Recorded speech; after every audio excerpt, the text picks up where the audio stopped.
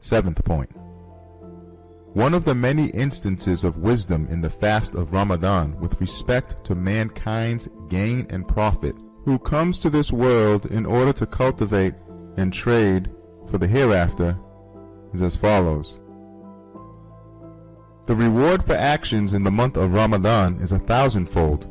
According to Hadith, each word of the all-wise Quran has 10 merits.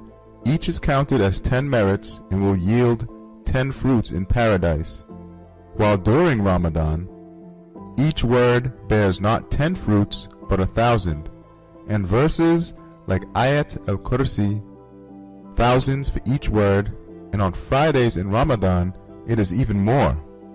And on the night of power, each word is counted as 30,000 merits. Indeed, the all-wise Quran, each of whose words yield 30,000 eternal fruits, is like a luminous tree of tuba that gains for believers in Ramadan millions of those eternal fruits.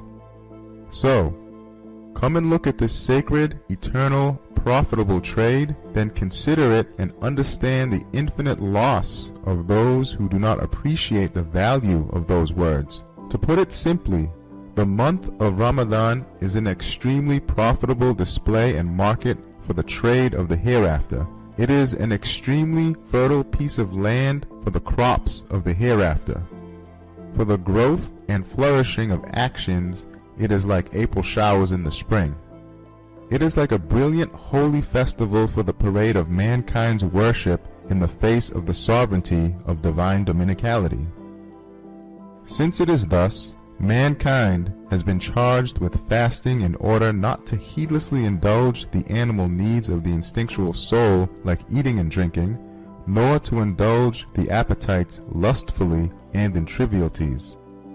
For by temporary rising above animality and quitting the calls of this world, man approaches the angelic state and enters upon the trade of the hereafter.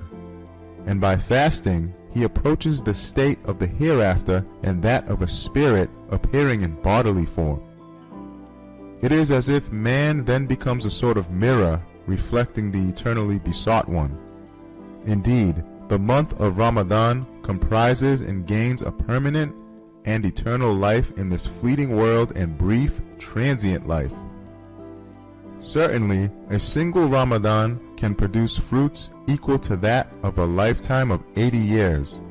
The fact that, according to the Quran, the night of power is more auspicious than 1,000 months is a decisive proof of this. For example, a monarch may declare certain days to be festivals during his reign, or perhaps once a year, either on his accession to the throne or on some other days which reflect a glittering manifestation of his sovereignty. On those days he favors his subjects, not within the general sphere of the law, but with his special bounties and favors, with his presence without veil, and his wondrous activities.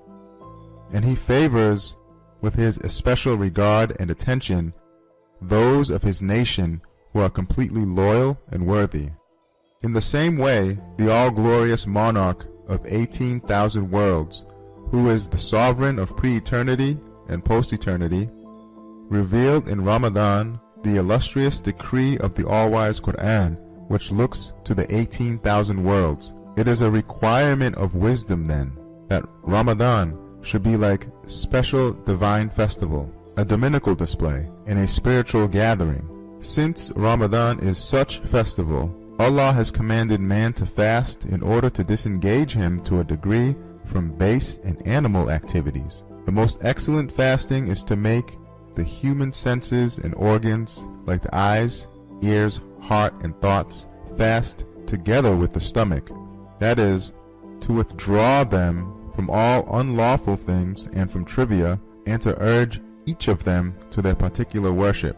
For example, to ban the tongue from lying, backbiting, and obscene language, and to make it fast, and to busy it with activities like reciting the Quran, praying, glorifying Allah's names, asking for Allah's blessings on the Prophet Muhammad alayhi salatu wassalam, and seeking forgiveness for sins. And for example, to prevent the eyes looking at members of the opposite sex outside the stipulated degrees of kinship, and the ears from hearing harmful things, and to use the eyes to take lessons and the ears to listen to the truth and to the Quran, is to make other organs fast too.